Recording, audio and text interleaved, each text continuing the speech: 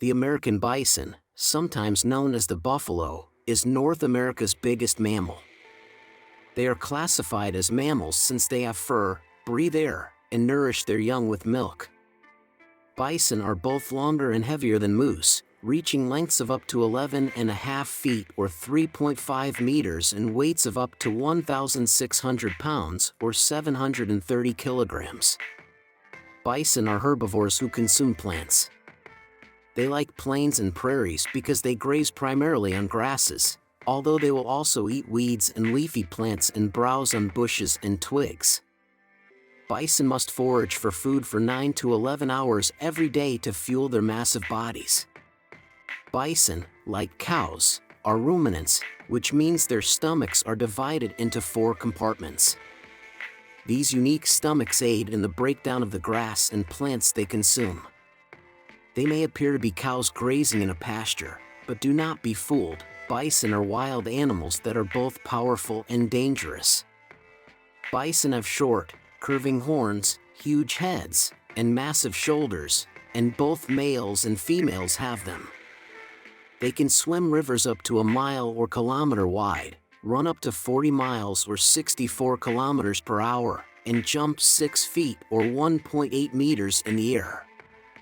Bison congregate in enormous herds of hundreds or even thousands of individuals in the spring and summer. The infant bison, known as calves, are born in these herds. This small calf has just been born and is a little shaky on its legs, but it will soon run alongside the rest of the herd. Calves are born with a pale reddish-tan tint. For at least 2 months, they will not turn the darker brown of their parents. Because it is more difficult to get food in the snow, bison form small groups of about 20 animals in the winter. Bison use their large heads and muscular shoulders to clear snow out of the way to access the grass below.